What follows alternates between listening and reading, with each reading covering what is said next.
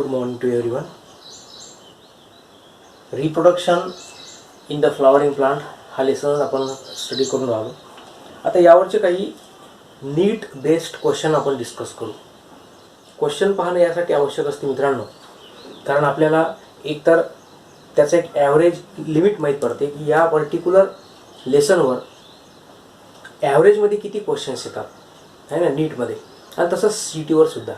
तर म्हणून मी काय केलं आहे की या जी 2019मध्ये म्हणजे लेटेस्ट नीट एक्झामिनेशन झाली, तर या एक्झामिनेशनचे सगळे क्वेश्चन्स काढले चॅप्टर वाईज, आणि जो आपण आताच लेसन पाहून राहिलो रिप्रोडक्शनचा प्लांटमध्ये, तर यावर आधारित जे क्वेश्चन आहेत ते आपण आज डिस्कस करू. ठीक आहे. आता पहा, पहिला क्वेश्चन आपला असा आहे, placentation in which ovule develops on the inner wall of the ovary or in the peripheral part is. Question पाहता क्षणीच लक्षात यायला पाहिजे की कोणत्या टॉपिकवर हा क्वेश्चन आधारित आहे ना. Topic is placentation. दुसरा जो क्वेश्चन आहे, which of the following statement regarding post fertilisation development. रिप्रोडक्शनचा लेसन स्टडी करताना सुरुवातीलाच जेव्हा आपण फ्लॉवरचं स्ट्रक्चर पाहिलं होतं टिपिकल फ्लॉवरमध्ये, तर तेव्हाच सांगितलं होतं की complete reproductive process it is divided into 3 event: pre fertilisation event, fertilisation event and the post. तर असं त्या टॉपिकच्या आधारावर तुम्हाला क्वेश्चन केले जातात. ठीक आहे. तर आपण पहिला क्वेश्चन पाहू. प्लासेंटेशन. जर आपण आपलं टेक्स्टबुक पाहिलं बोर्डचं, तर त्यामध्ये प्लासेंटेशनचे टाईप्स वगैरे डिस्क्राईब केलेले नाही आहेत. इव्हन जर तुम्ही NCERTचं बुक जरी स्टडी केलं, तर त्या NCERTमध्ये सुद्धा प्लासेंटेशनचे टाईप्स दिलेले नाही आहेत. पण नीट एक्झाममध्ये याच्यावर क्वेश्चन आला. याचा अर्थ काय? Some topics are very important, still they are not included in our books. पण ते डिपेंड राहतात. जे टॉपिक आपण स्टडी करतो त्यावरती ते डिपेंड राहतात. प्लासेंटेशन वर्ड आहे पण त्याचे टाईप्स नसतील. ओव्हूल आहे, ॲनाट्रोपस ओव्हूल डिस्कस करतो आपण, त्या ओव्हूलचे टाईप्स नाही आहेत पण त्यावर क्वेश्चन राहू शकतो. तर म्हणून लक्षात ठेवायचं आहे की तुम्हाला काही अवांतर स्टडी सुद्धा करावा लागतो. ठीक आहे. तर पाहूया आपण. We have studied in the placentation topic that what is mean by placentation. It is the arrangement of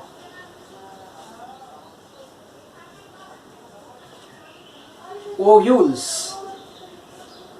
in the ovary.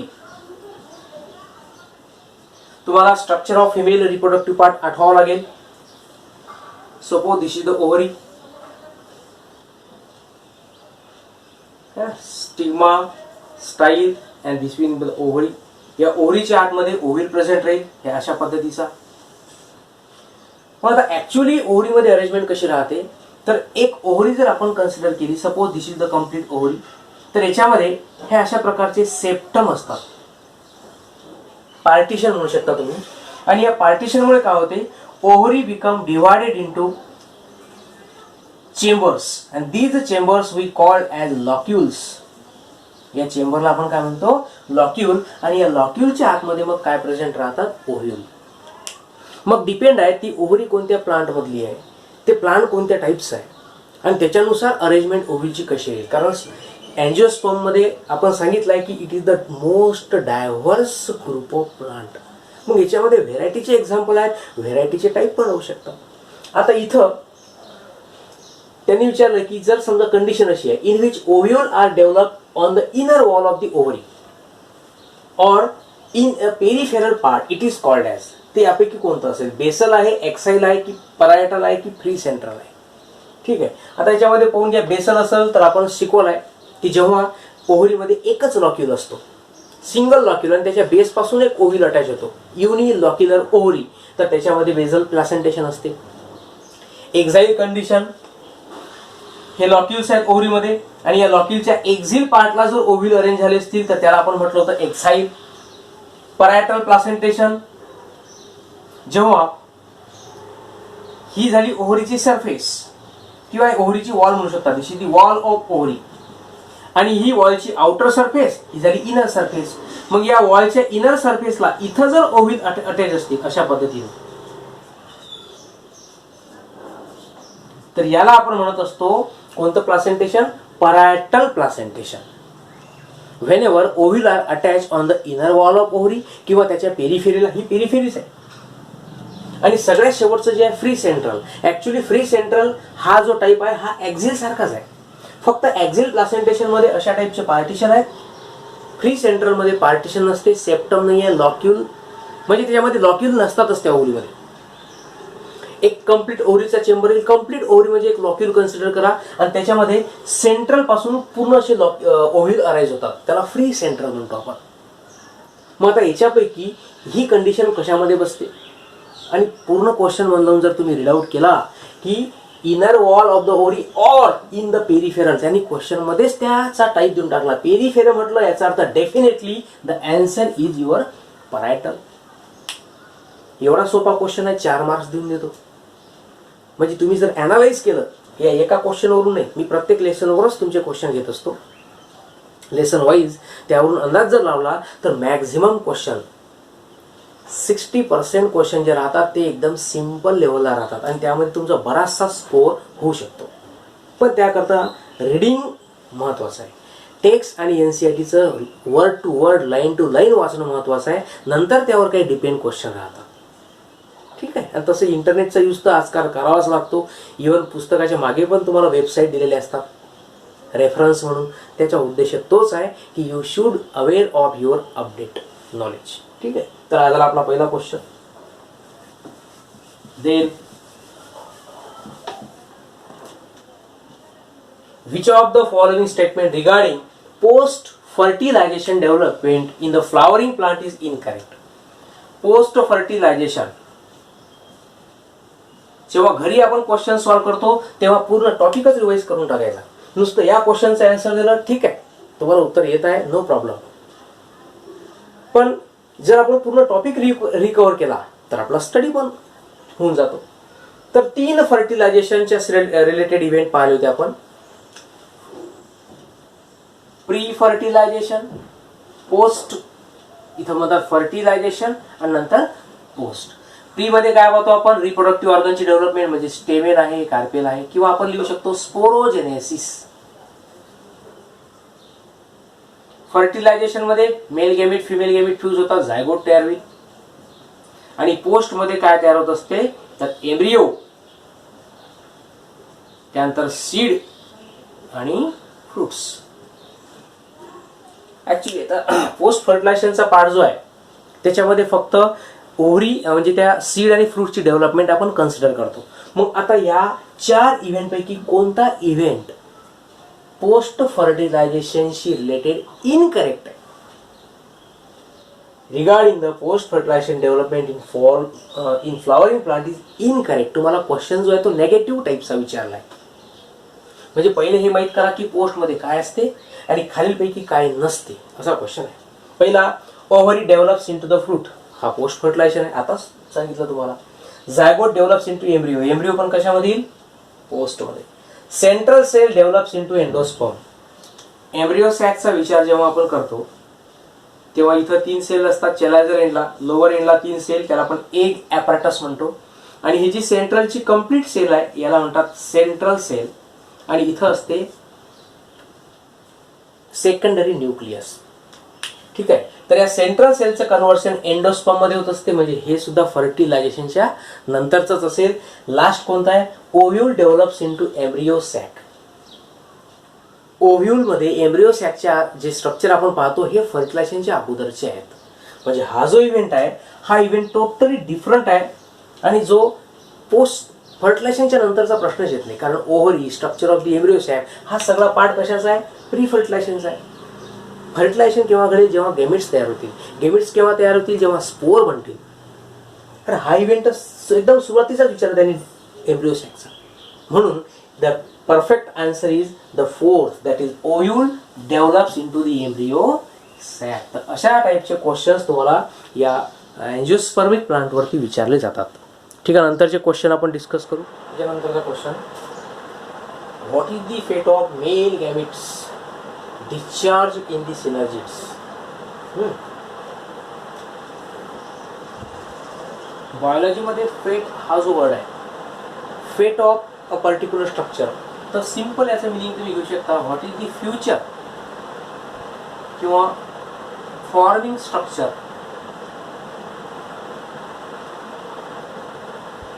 म्हणजे एखादा पर्टिक्युलर प्लांट किंवा ॲनिमलचा पार्ट आहे, त्याचा फेट म्हणजे तो समोर जाऊन फ्युचरमध्ये कशामध्ये डेव्हलप होतो, काय तयार करतो, त्याला म्हणायचं तुम्हाला फेट ऑफ दॅट पर्टिक्युलर स्ट्रक्चर. जसं आता फेट ऑफ दी ओव्हरी तर फ्रूट फॉर्मेशन, फेट of the ovule seed formation. ठीक आहे. तर यांनी याला क्वेश्चन केला आहे की what is the fate of male gamete discharge in the synergid. हे पर्टिक्युलर एम्ब्रियो सॅक, लोअर एंडला 3 सेलचं कॉम्बिनेशन असेल, त्याला आपण एग ॲपरेटस म्हणतो, आणि इथं असतं secondary nucleus.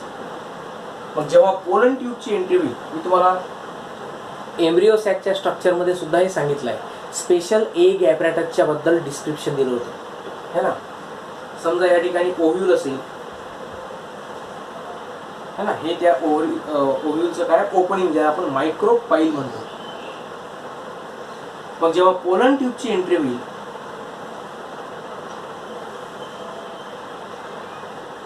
Suppose this is the pollen tube,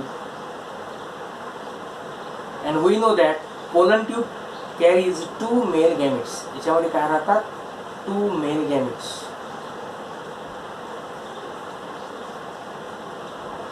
मग जेव्हा हे मेल गॅमेट्स सिनर्जीड्स मध्ये डिस्चार्ज रिलीज केले जातील, हे दोन्ही मेल गॅमेट, तर त्या मेल गॅमेटच्या समोर काय होते. आन्सर पहा, one fuses with the egg another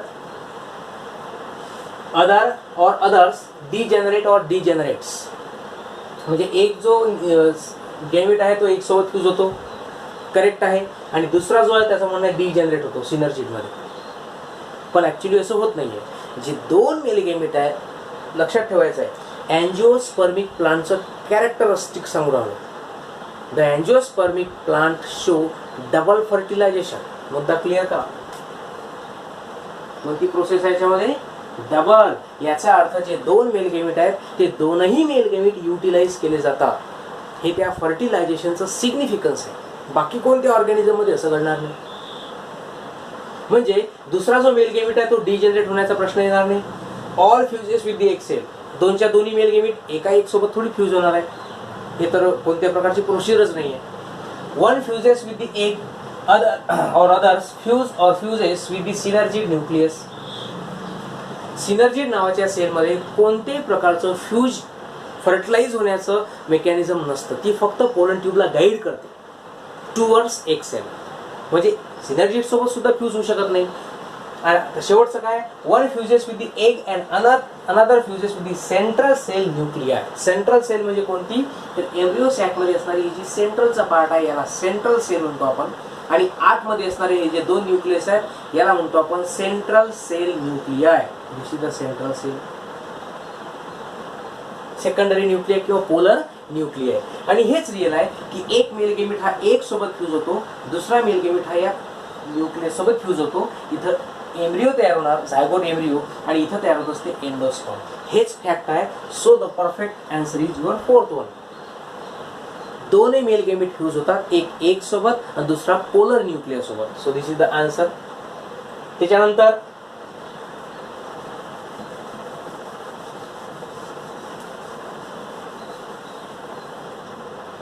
फर्टिलायझेशनचा event जेव्हा स्टडी आपण डिस्कस करू तेव्हा लक्षात घ्या की या लेसनमध्ये सगळ्यात महत्त्वाचा पार्ट राहील. जसं आपण प्री फर्टिलायझेशनचे इव्हेंट्स म्हणून राहिलो त्याच्यासारखे. In some plant, the female gamete develops into embryo without fertilization. This phenomenon is known as autogamy, parthenocarpy, syngamy or parthenogenesis. Actually, lesson complete जेव्हा होईल तेव्हा हे सगळे टर्म्स तुमच्या क्लिअर होतील. पण आपला एक लेसन झाला आहे क्रोमोझोमल बेसिस, आणि त्यावरून तुम्हाला लक्षात ठेवायचं आहे की आपण हनीबीचं एक्झाम्पल घेतलं होतं. त्याच्यामध्ये पार्थिनो शब्द आला होता, पार्थिनोजेनेसिस है ना. जेव्हा एक पर्टिक्युलर एग सेल म्हणजे female gamete, egg means female gamete. When it directly develops into embryo किंवा न्यू जनरेशन. म्हणजे मला सांगा, एक पासून एम्ब्रियो तयार झाला. ऍक्च्युली एम्ब्रियो कसा तयार होत असतो? By the fusion of male and the female gamete. आणि या दोघांचं जर फ्युजन असेल तर त्याला आपण म्हणतो फर्टिलायझेशन. बेसिक आहे, बिलकुल बेसिक. मग फर्टिलायझेशनच्या नंतर जे स्ट्रक्चर तयार होतात ते असतात सीड. ठीक आहे. नंतर फ्रुट्स, प्लांट बद्दल बोललो आपण.